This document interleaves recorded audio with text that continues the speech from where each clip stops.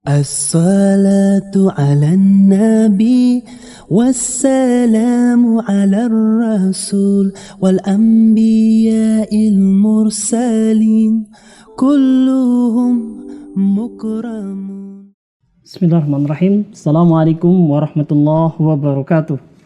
Alhamdulillah wassalatu wassalamu ala nabiyyina wa sayyidina Muhammadin wa ala alihi wa sahbihi wasallam, amma ba'du. Sahabat LC yang dirahmati oleh Allah Subhanahu wa taala, alhamdulillah pada kesempatan kali ini Allah masih memberikan kepada kita berbagai nikmat, iman dan hidayah kepada kita semua. Alhamdulillah dipertemukannya kita kembali dalam rubrik Sirah Nabawiyah, pembahasan seputar biografi kehidupan Nabi Muhammad sallallahu alaihi wasallam. Kita lanjutkan kembali pembahasan kita, masih kejadian-kejadian yang terjadi pada tahun ke-10 kenabian. Bahwa pada pertemuan-pertemuan yang lalu kita sudah membahas bahwa tahun ke-10 dari kenabian atau setelah turunnya wahyu yang pertama adalah dikenal dengan nama Amul Huzni, yaitu tahun duka cita, di mana banyak sekali peristiwa-peristiwa ataupun kejadian-kejadian yang itu menyebabkan Nabi Muhammad SAW terkena musibah. Rasulullah SAW mendapatkan kesedihan di dalam kehidupannya dikarenakan peristiwa itu terjadi pada sesuatu yang beliau cintai atau sesuatu yang beliau sayangi atau sesuatu yang beliau sangat menginginkan untuk mendapatkan hidayah orang tersebut, tapi ternyata kemudian tidak terjadi. Nah, di tahun ke-10 kenabian ini atau disebut dengan Amul Huzni, beberapa peristiwa terjadi. Seperti yang pertama, meninggalnya paman beliau Abu Talib, meninggal istri tercinta beliau yaitu Khadijah bintu Khuwailid radhiyallahu anha. Demikian juga pengusiran dan penganiayaan yang dilakukan oleh Bani Thaqif di kota Taif kepada beliau juga terjadi pada tahun ke-10 kenabian. Nah, kejadian-kejadian tersebut tentu saja berpengaruh kepada diri Nabi Muhammad SAW. Tetapi walaupun memang jelas beliau terpengaruh, tetapi beliau terus melanjutkan dakwah. Beliau terus menyeru orang-orang atau sekelompok orang untuk kepada Islam. Dan beliau terus mengupayakan bagaimana dakwah ini mengalami kemajuan. Karena pada tahun ke-10 kenabian terjadi stagnanisasi dakwah, di mana orang-orang Quraisy semakin mengetatkan penghalangan mereka kepada dakwah kepada Rasulullah sallallahu alaihi wasallam, sehingga beliau menjadi tidak lebih leluasa, ya, beliau mendapatkan kesempitan dari orang-orang kafir Quraisy yang mencoba terus untuk menghalangi dakwah Rasulullah sallallahu alaihi wasallam. Nah, beratnya ujian ataupun cobaan dan musibah yang dialami oleh Nabi Muhammad sallallahu alaihi wasallam, Allah dengan kebijaksanaannya, Allah dengan hikmahnya, kemudian Allah Subhanahu wa taala lakukan sesuatu kepada Rasulullah sallallahu alaihi wasallam. Allah Subhanahu wa taala memperjalankan beliau dari tempat beliau yang berada di Masjidil Haram di kota Mekah menuju ke daerah Palestina, lebih khususnya adalah kepada masjid pertama atau dari ke satu tempat yang menjadi kiblat pertama kaum muslimin, yaitu Masjidil Aqsa. Tidak hanya sampai di situ, Allah Subhanahu wa taala kemudian memperjalankan beliau dari Masjidil Aqsa menuju ke langit yang ke-7 atau Sidratul Muntaha. Dalam sejarah peristiwa ini disebut dengan peristiwa Isra wal Mi'raj Nabi Muhammad sallallahu alaihi wasallam. Yaitu perjalanan yang dilakukan dalam waktu 1 malam saja, ya, bahkan kurang dari 1 malam, ya, di mana Rasulullah SAW melakukan perjalanan dari Mekah menuju ke Masjidil Aqsa, dari Masjidil Aqsa lantas kemudian naik ke langit ke-7 ke Sidratul Muntaha, dan beliau Rasulullah SAW setelah itu kembali ketika menjelang subuh ke kota Mekah. Nah, sahabat LC yang dirahmati oleh Allah Subhanahu wa taala, jadi peristiwa yang akan kita bahas pada kesempatan kali ini adalah peristiwa Isra wal Mi'raj Nabi Muhammad sallallahu alaihi wasallam yang terjadi pada tahun ke-10 dari kenabian. Nah, ini sudah kita tahu ini adalah satu rangkaian, jadi memang para ulama lebih menguatkan kejadian ini terjadi pada tahun ke-10 kenabian. Adapun Bulannya memang terjadi beberapa perbedaan pendapat. Ada yang mengatakan terjadi pada bulan Rabiul Awal, ada yang lebih masyhur lagi itu terjadi pada bulan Rajab tahun ke-10 kenabian. Ya. Baik, kita akan mencoba untuk membahasnya, dan sekali lagi tadi sebab atau runutan dari peristiwa Isra Mi'raj ini adalah Allah Subhanahu wa taala ingin memberikan penghargaan, Allah Subhanahu wa taala ingin memuliakan nabinya yang setelah lama ya mengalami ujian-ujian, musibah-musibah. Allah ingin memuliakan dengan cara memperjalankan beliau pada suatu peristiwa yang sangat menakjubkan, yaitu peristiwa Isra wal Mi'raj Nabi Muhammad sallallahu alaihi wasallam. Jadi peristiwa ini terdiri dari dua bagian kejadian. Yang pertama adalah peristiwa Al-Isra, yang kedua adalah peristiwa Al-Mi'raj, ya. Al-Isra artinya secara bahasa adalah perjalanan, ya, perjalanan di waktu malam, itu namanya Isra. Tapi secara istilah adalah peristiwa luar biasa yang dialami Nabi Muhammad SAW. Beliau melakukan satu perjalanan dari kota Mekah menuju ke daerah Palestina, yaitu Masjidil Aqsa, yang sekarang mungkin dikenal dengan nama kota Yerusalem, gitu ya, atau kawasan Baitul Maqdis, ya. Yang biasanya orang Arab atau orang Mekah kalau ingin berjalan atau melakukan perjalanan entah untuk dagang atau untuk ziarah ke sana itu minimal perlu 1 bulan perjalanan pulang pergi, ya. Itu paling cepat. Bahkan ada yang sampai 2 bulan perjalanan pulang pergi, ya. Nah, Rasulullah SAW dalam 1 malam saja, ya, bahkan kurang dari 1 malam karena beliau berangkat setelah Isya, pulang sebelum subuh. Ya, ini kejadian yang sangat luar biasa, gitu ya. Dengan apa? Dengan satu kendaraan yang dipersiapkan khusus oleh Allah Subhanahu wa taala untuk mengangkut Nabi Muhammad sallallahu alaihi wasallam. Ya, kendaraannya bernama Buraq. Ini kita bahas, ya. Kemudian yang kedua adalah peristiwa Al-Mi'raj, ya, yaitu perjalanan dari Masjidil Aqsa menuju langit ke-7 ke Sidratul Muntaha, tempat yang sangat indah, tempat yang sangat mulia, di mana di situ beliau menerima langsung perintah sholat 5 waktu untuk beliau dan umat beliau, dan termasuk kita, gitu ya. Nah, ini terjadi berbarengan, gitu ya, 2 peristiwa tersebut, maka dikenal dengan nama peristiwa Al-Isra wal Mi'raj, gitu ya. Kalau peristiwa Isra, Nabi Shallallahu Alaihi Wasallam itu bisa membuktikan, ya, kepada orang-orang kafir Quraisy bahwa beliau benar telah diperjalankan dari Mekah menuju ke Masjidil Aqsa dengan menyebutkan peristiwa-peristiwa yang terjadi di perjalanan dari Mekah menuju Masjidil Aqsa, dan orang-orang Quraisy tidak bisa membantah, gitu ya. Adapun kisah beliau, ya, itu dari Masjidil Aqsa naik ke langit ke-7 ke Sidratul Muntaha, itu dikabarkan langsung oleh Rasulullah SAW dan oleh Allah Subhanahu wa taala, gitu ya. Dan bukti-buktinya secara akal, gitu ya, atau secara pengalaman, gitu ya, enggak ada. Jadi itu semua mengharuskan keimanan. Itu adalah ujian keimanan untuk orang-orang kafir Quraisy, untuk para sahabat, dan untuk kita semua, ya. Allah memperjalankan nabinya dari Masjidil Aqsa sampai ke langit ke-7 ke Sidratul Muntaha. Ini benar-benar adalah ujian keimanan. Orang-orang yang beriman setelah Allah mengabarkan, setelah Rasulullah SAW menceritakan, ya, dan riwayat-riwayat itu jelas kebenarannya, ya, diriwayatkan oleh hadis-hadis yang sahih dan diceritakan, ya, di dalam Al-Qur'anul Karim, pasti benar karena Al-Quran tidak mengandung keraguan sedikit pun. Tapi orang-orang yang nggak percaya kepada Al-Quran, nggak percaya kepada hadis Rasulullah SAW akan gampang untuk mendustakan. Ya, mereka menganggap itu hanya khayalan, itu hanya mimpi saja, ya. Tetapi kita sebagai orang-orang beriman percaya, ya, karena itu diriwayatkan oleh hadis yang sahih dan juga lewat ayat Al-Quranul Karim, gitu ya. Nah, ini peristiwa yang sangat ajaib. Ini dikatakan sebagai peristiwa tasliyah, hiburan, ya, karena Nabi SAW melihat sendiri tanda-tanda kebesaran Allah Subhanahu Wa Taala, tanda-tanda kekuasaan Allah Subhanahu wa taala.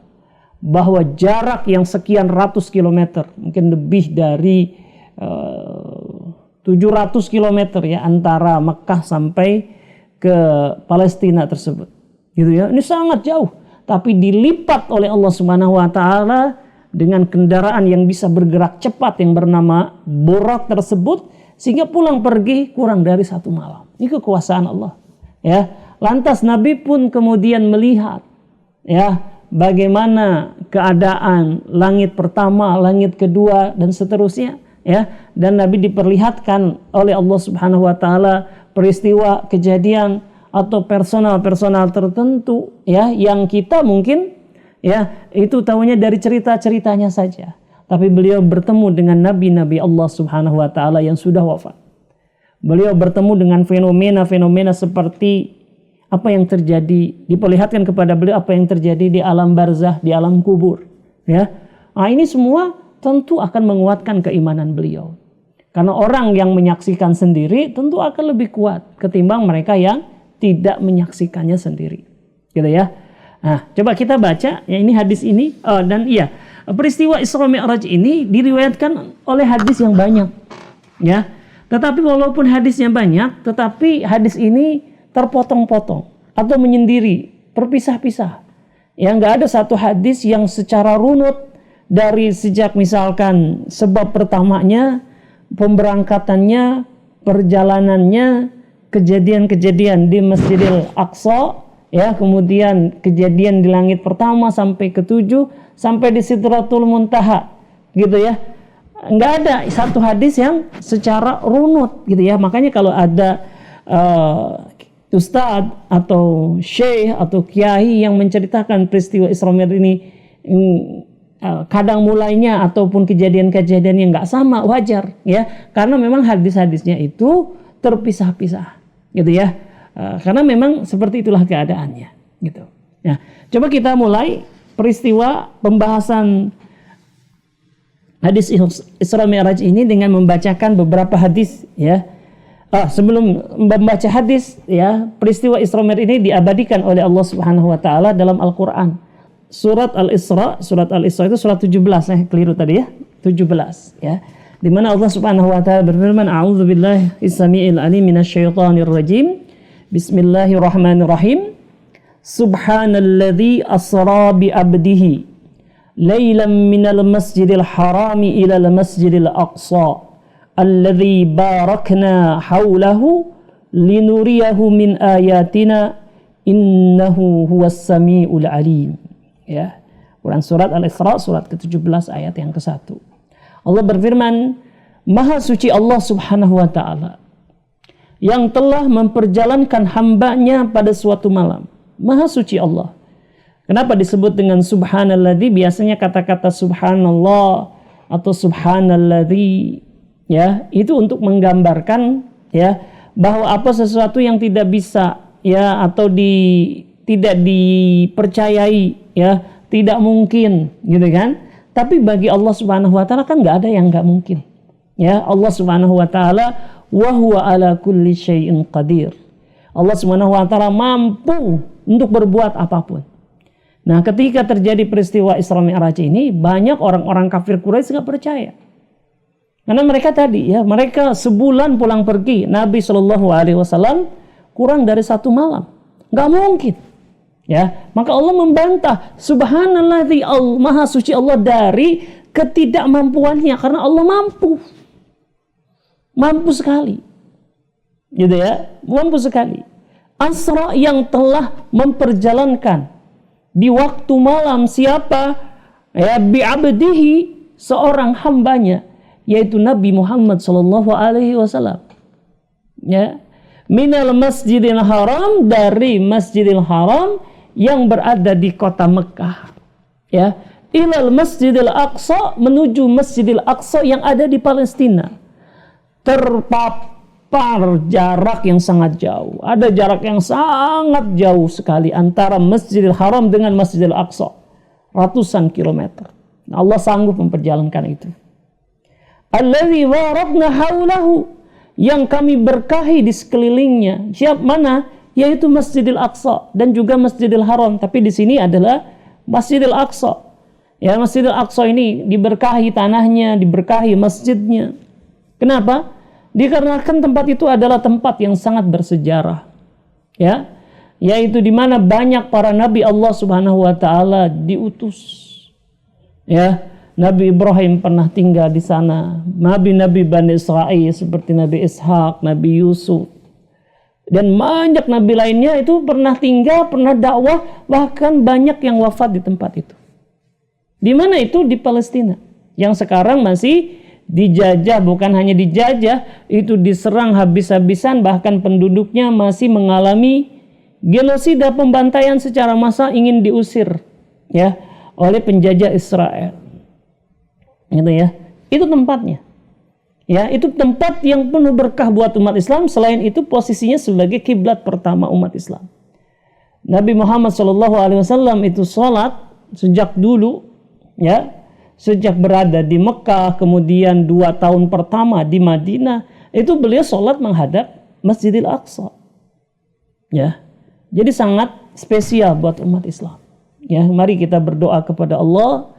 Ya, semoga Allah Subhanahu wa taala memberikan kemenangan kepada saudara-saudara kita kaum muslimin di Palestina untuk membebaskan negeri mereka.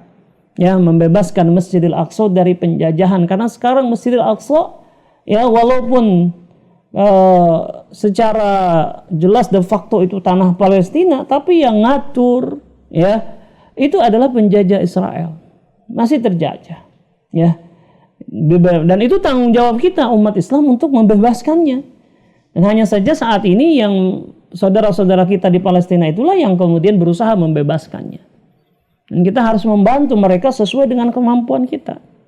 Jadi kalau kita diam saja menganggap sesuatu everything is okay, nggak ada apa-apa dengan Palestina, aman, damai, wah ini keimanannya diragukan.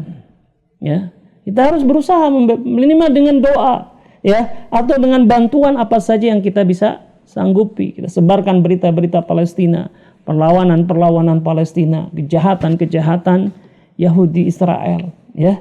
Supaya apa? Supaya umat Islam yang tidak tahu jadi tahu, gitu kan?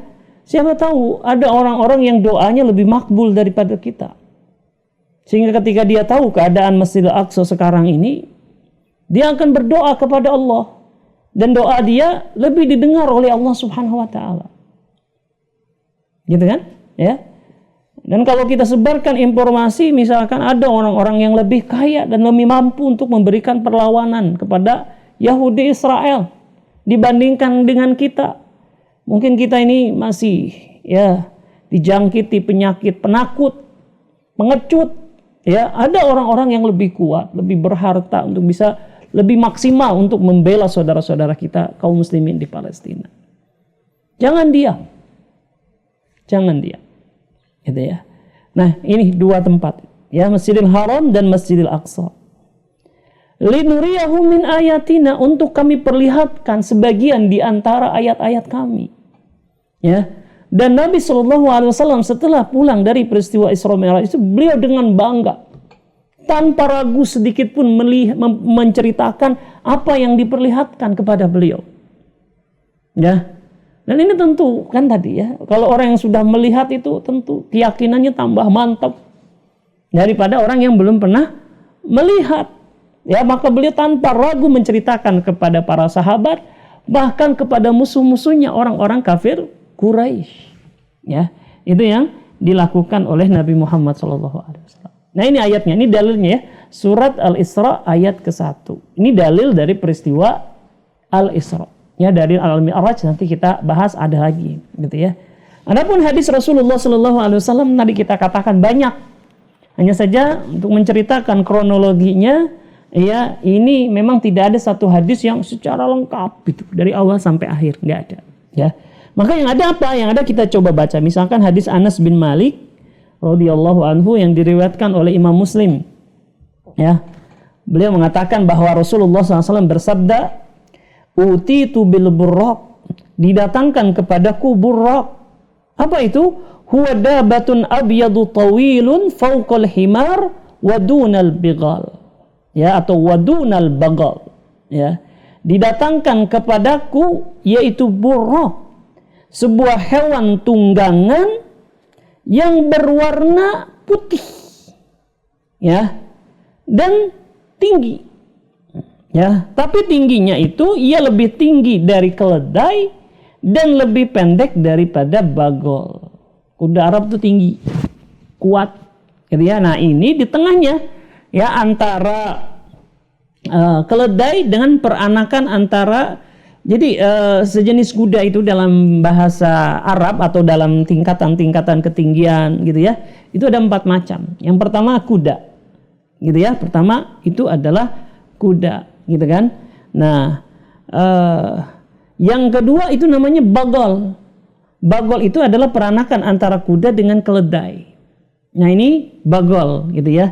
Dan yang ketiga ini adalah keledai. Nah, posisi dari buraq itu di ketiga, di poin ketiga, ya, antara bagol dengan keledai. Jadi kalau kita urutkan empat hewan tadi, yang pertama adalah kuda Arab, ya, yang kedua adalah bagol, yang ketiga buraq, dan yang keempat keledai. Gitu ya. Jadi tidak terlalu tinggi, tidak terlalu pendek, nyaman untuk dikendarai. Gitu ya. Nah, kemudian, ya, kata Rasulullah sallallahu alaihi wasallam, yada'u hafirahu inda muntaha tarfihi. Dia bergerak sangat cepat, berjalan sangat cepat sekali, ya, dia letakkan telapak kakinya di ujung pandangannya. Ya, jadi sekali melangkah itu jarak yang paling jauh buraq itu sanggup. Ya, enggak kayak kita di tempat yang mungkin sekarang ini kan banyak bangunan, jadi pandangan kita terbatas. Zaman dulu kan enggak banyak pandangan, jadi orang bisa memandang sejauh-jauhnya. Nah, itulah buraq, sekali ngelangkah. Ya, gimana kalau dia 10 langkah? Gimana kalau dia, ya, 1000 langkah? Cepat sekali, gitu ya, sangat cepat sekali. Makanya tadi dari Masjidil Haram ke Masjidil Aqsa, dan kemudian dari langit ketujuh dari Sidratul Muntaha sampai kembali ke Masjidil Haram itu kurang dari 1 malam, karena sangat cepat sekali buraq itu, ya. Kemudian apalagi kata Rasulullah sallallahu alaihi wasallam, faraqibtuhu hatta ataitu Baitul Maqdis. Maka aku mengendarainya sampai aku tiba di Baitul Maqdis, ya, di malam itu juga, ya. Maka kata Rasulullah sallallahu alaihi wasallam, ya, farabattuhu bil halqatil lati yarbitu bihil anbiya.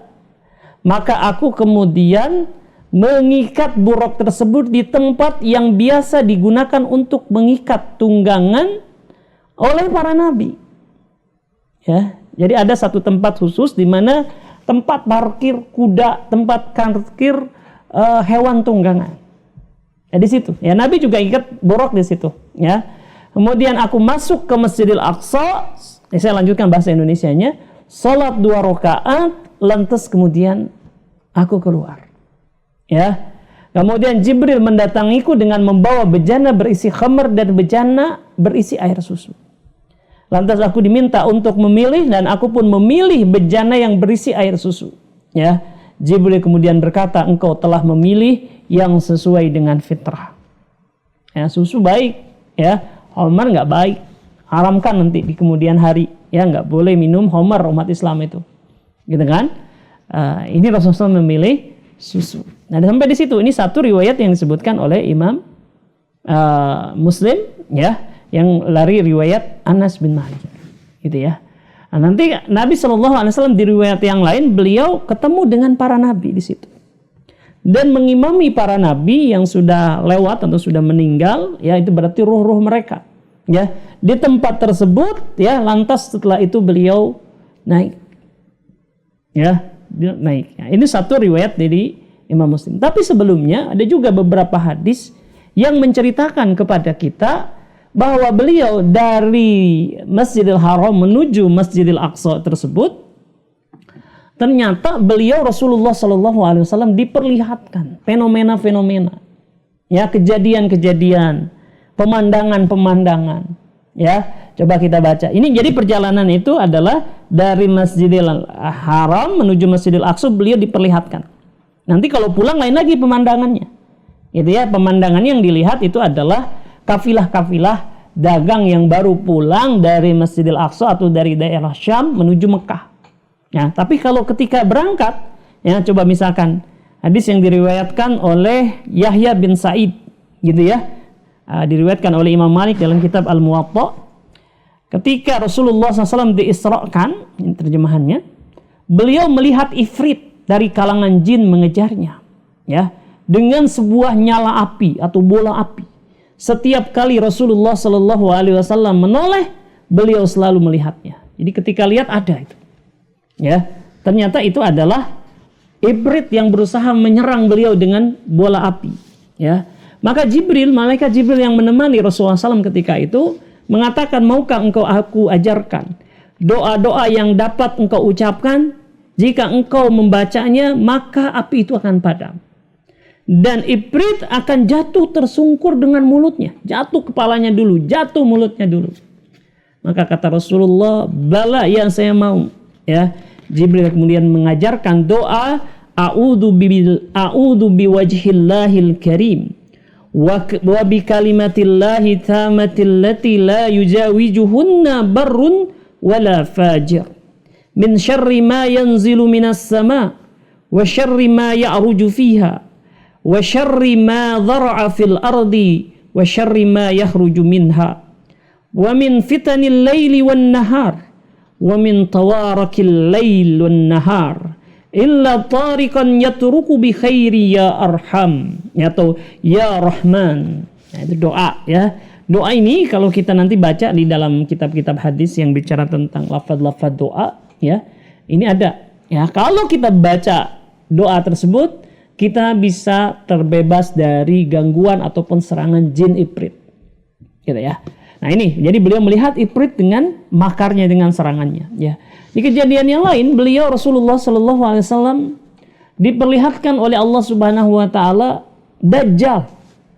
Yang Dajjal ini akan pada menjelang hari kiamat akan datang, akan memfitnah, akan menguji manusia dengan keluar biasaan, dengan kesaktiannya, sehingga banyak orang percaya beriman kepada Dajjal, ya.